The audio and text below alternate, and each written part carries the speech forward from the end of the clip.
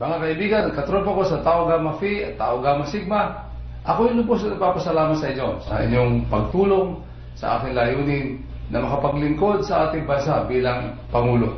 Muli ako nananawagan sa inyo na magkapit-bisig tayo, magsama-sama tayo, 10 ng inyong mga kaanak, mga kaibigan, para sama-sama nating makamtan ang ating hangarin na maihango ang ating mga kabayan mula sa kahirapan.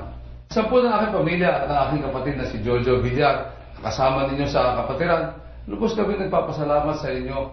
Dahil kayo para kay Villar, itinutuloy ko na kayong katropa, kasama, kapamilya, kasama sa paglalakbay natin tungo sa ating layunin na maihango ang ating mga kababayan mula sa kahirapan. Mabuhay ang Castillon! Sa'yo, Buwi. Good evening, Pia. Hello. Hi. Ang tanong ko sa'yo, Buwi, may sama ka ba ng loob matapos kang i-vote out unanimously ng iyong mga katribo, ha?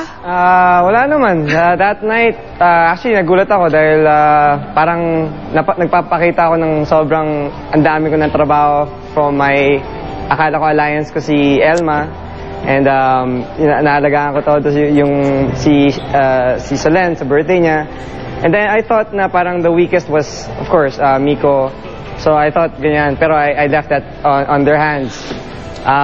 Nagulat na ako yun, pero wala namang sama ng loob. So in short, hindi mo ini-expect talaga na magkakaisa sila against you? Oo nga, actually, yun nga, yung communication dapat nandun parati. I lost myself in the game. I was so tired, I was so...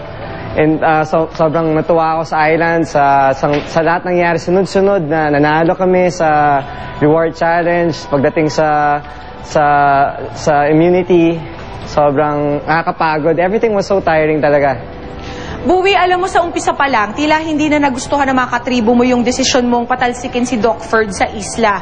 Sa tingin mo ba, naka-apekto ito sa desisyon nilang patalsikin ka na rin? Lately ko rin nalaman na nung na-vote out si Doc Ferd, sobrang nahihirapan na ako mag-decide. And I look to my fellow, dun sa tribal council, tinignan ko, nakita ko si Elma, tinuturo niya nga si Doc Ferd. So doon ko rin nakuha yung confidence na I have Micah and na sige, ito nga yata yung tamang decision. Para sa akin, talagang I needed Doc Ferds to, nahirapan talaga ako on sa galaw ng tribo with him. And Micah, choosing Micah over Doc Ferds was mas matimbang ang yung nagagawa sa kampo ni Micah, which is getting all our food and stuff. And Doc Ferds was a strong competitor in the following challenges for kung magkita rin kami sa susunod. So talagang alam kong itatanggalin ko si Doc Ferds. Well, sana pag nagkita kayo ulit magpansinan kayong dalawa at wala kayong samaan ng loob. Doc Ferds, actually we were on the phone but Doc, wala naman. No. Okay kami. Parang meron pa Pero maraming salamat sa iyo, Buwi, At we're sorry to see you go, pero sana naging worthwhile naman ang stay mo dun sa island. It was so amazingly a very, very powerful experience for me, Pia. Salamat, Buwi. Thank you very much, Pia. And that's it for Balak na rin ng Tau Gamma Phi Fraternity na lumikom ng pondo para maging pabuya sa ikareresolba ng naganap na pagsabog sa huling araw ng bar exam. At sa pagdiriwang na anibersaryo ng Tau Gamma Phi kanina, muling giit ng kapatiran, wala silang kinalaman sa madugong pagsabog. Nakatutok si June Veneracion. Nagsimula sa isang dasal at panawagan para sa pagkakaisa ika-42 anibersaryo ng Tau Gamma Phi. Alay din nila ang pagdiriwang para sa mga biktima ng pagkakasabog sa huling araw ng bar exam. Stop war ang isa sa maraming anggulo na tinitignan sa madugong kaguluhan. We condemn in the strongest possible terms yung karahasan na nangyari nung bar exam.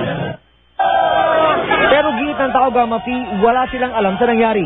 Katunayan, pinag-iisipan pa daw nilang lumikom ng pondo para maging pabuya sa kakaresolba ng kaso. Madali raw nila itong magagawa dahil sa mga miyembro pa lang nila ay abot na sa kalahating milyon.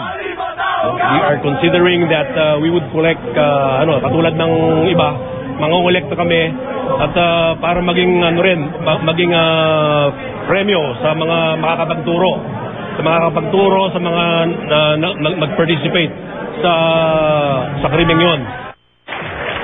Kabilang sa mga dumalo sa pagdiriwang ang ilang opisyal ng Kongreso at lokal na pamahalaan ng mga miyembro ng Tau Gamma Phi. Sila ang mga tinitinalang elders ng fraternity. Sila rin daw ang nangunguna sa pagpapaalala sa ibang miyembro na laging umiwas at huwag magsimula ng gulo dahil taliwas daw yun sa turo ng kabatiran. Part ng buhay ko yung fraternity. Naging congressman naman ako. So kung if ever nakasira yung fraternity sa buhay ko, nasira na sana ako, no? Masaya namang nagtapos sa pagdiriwang sa pamamagitan ng kantahan at sayawan. June Venerasyon, Nakatutok, 24 Oras.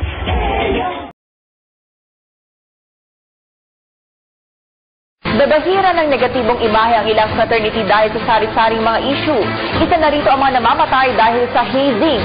Pero isang grupo ng fraternity sa Lipa City ang may proyekto na layong maiba ang pagtingin ng lipunan sa kanila. Nagpapatrol, Joanne Panopio. Kamakailan, isang dalagita ang napabalitang namatay dahil sa hazing, kung saan ilang mga kabataan ang nahuling sangkot sa krimen at pawang miyembro ng fraternity.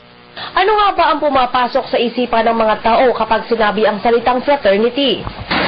Walang maganda para sa akin. Sabi ng family ko magulo daw. Parang nawawala ng essence ng brotherhood kasi more of violence na dito lang. Sa fraternity mo, okay. Like, kung tulad ng dating, medyo may magulo.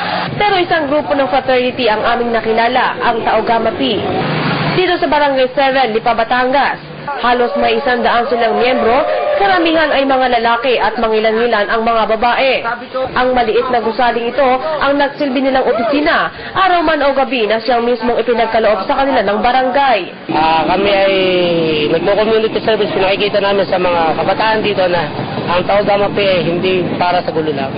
Gamit ang mga yantok, araw-araw nagro-ronda ang grupo sa barangay na siyang katukatulong para sa pagpapanatili ng katahimikan. Malimit sila dito sa plaza, kung gabi kasi ay dinadayo ito ng mga taga-ibang lugar. Si Aling Babylin, bagamat hindi mismong taga-barangay 7, batid niya ang ginagawa ng grupo. Okay naman sila. Marami silang tutulungan dito. Aminado naman silang hindi na maaalis ang tradisyon ng hazing sa grupo. Gayunpaman, nais lang din nilang maipabatid na hindi nagkanoon kagulo ang mga fraternity kumpara noon. Hindi namin maalis yung ganong sitwasyon eh. Pero habang sila gumagawa ng ganong bagay, kami namin ang aming magagawa para sa barangay na mapaganda. Ang proyektong ito nila sa barangay ay magtutuloy-tuloy para sa serbisyo sa barangay at hindi nila sila naghihintay ng anumang kapalit o sweldo. Joanne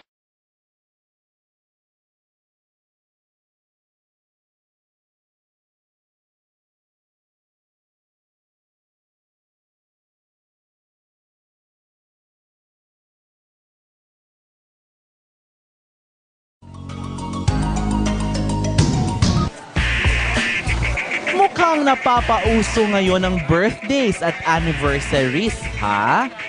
Magluwa sa arangkada kagratsada, more man ang celebration sang fraternity nga ginatawag Tau Gamma Phi sang ila anniversary. Kung ang arangkada 1-year-old pa lang, itong Tau Gamma is medyo oldie na. Kasi 40 years old na ang grupo. Susme, more ang members sini, as in mga 20,000 kuno. Pero sang Saturday, 5,000 ang nakiparty. One spirit, one family, one fraternity ang team sang ila anniversary. Naglibot sila sa city, then nagdiretso sa Pototan para sa Holy Mass. Sa Pototan Coliseum ang last stop sang Tau Gamma Phi members. Kag hindi lang sinadya ang ilagin obra, may blood donation man. Oh, hindi bala, sosyal? Tau Gamma Phi guys, happy anniversary to you!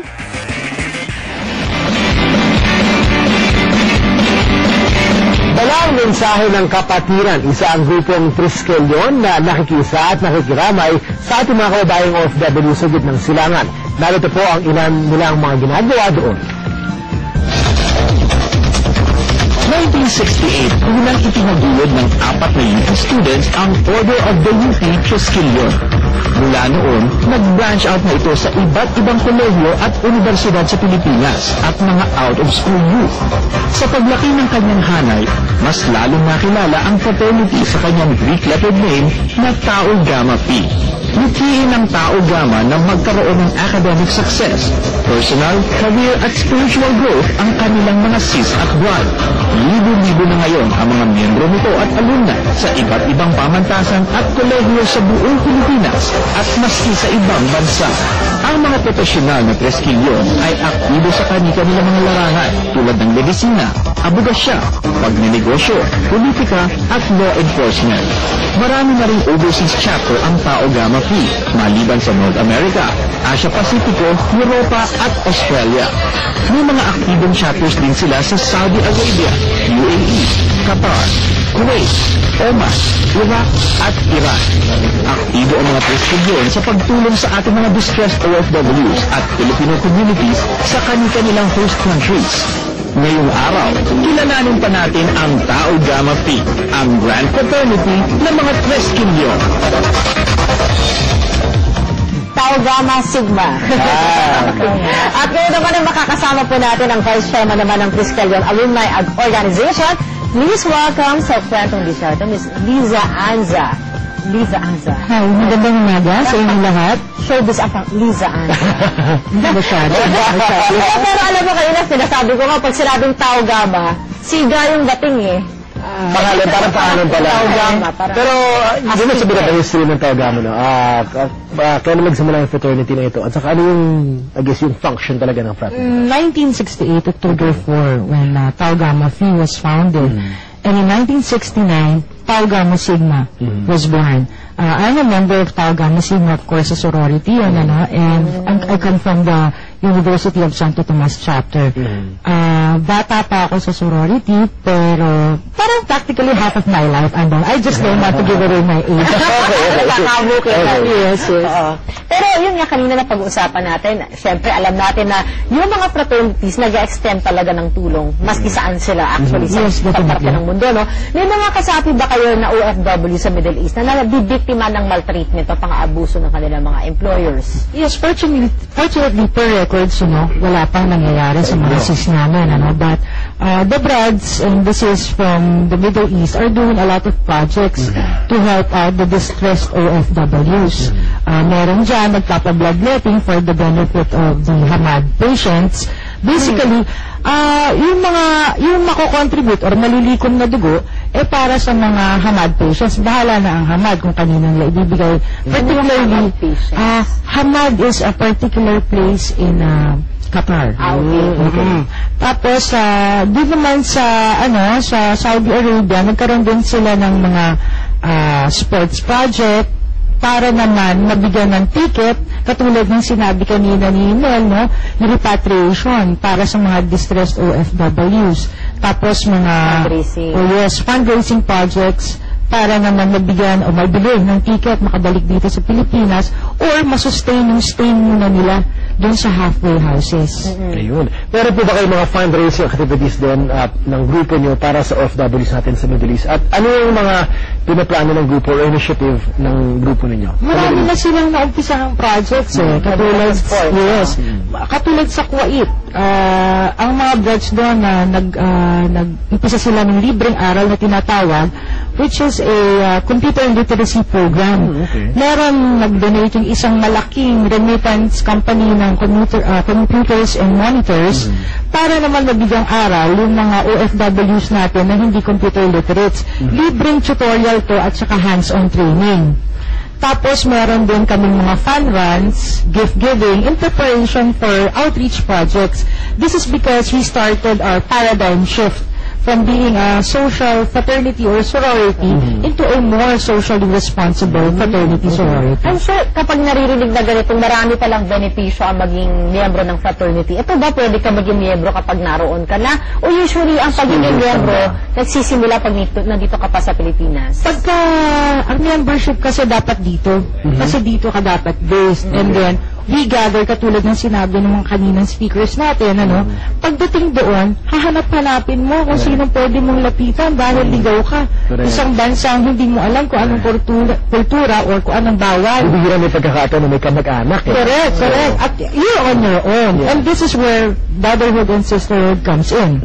Para bigyan suporta yung mga brothers or sis na hindi alam kung anong bawal, anong dapat, saan mamamasyal, saan kakain, yung mga ganong bagay. Kaya dapat lipunin mo ang mga brothers or sis para naman maituro mo yung tamang daan pagka naando doon ka na. Tumutulong ba kayo sa mga mga hindi nyo kabrad? Oh, syempre. Kasi nga, yun nga yung sinasabi kong paradigm shift. Hindi lang ang help na binibigyan, it's not exclusive within the fraternity or sorority, but we extend our help going to public service, community services. Ganun talaga yun. Ayun naman pala. So, yun na nga yung nagbago. Tama. Okay. At para sa inyong kaalaman, ang mga galing naman sa Tau Gamma ay sino bang mga miyembro natin? Well, we have our distinguished brothers like Senator Recto and a lot of, a few congressmen. Tumulong rin sila ng mga OFWs. OFWs plus, tinutulungan niya, hindi lang yung mga miyembro namin na nangangailangan, kung hindi, syempre pag nasa politika ka, lahat ng taong bayan, lalong-lalo na Pilipino, tinutulungan syempre. Oo, ganun talaga yan eh. Tutulungan mo tapos pagdating ang eleksyon, tutulungan ka na. Maaari, pwede, kumaalala. Sige, maraming salamat. Maraming salamat din. At sana ipagpatuloy pa rin talaga namin yung tulong niya sa ating kapwa. Thank you so much. It was our pleasure. Thank you very much. Samantala, magbabalik agad ang kwentong disyerto kasama naman ang isang pang kaibigan natin na kinatawan naman ng Philippine Guardians Brotherhood Incorporated. Kaya, tutok lang! So, para sa akin, ng salitang fraternity, kapatiran, brotherhood yan. Kaya lang siguro napapasama dahil lang sa mga tao na ginagamit nila sa mga magkasama. Pero mas madalas siguro kung gagamitin natin sa mas kaputiran, mas magiging mabuti ang binibigay sa atin. Para sa akin, ang fraternity ay brotherhood. Gang-gang,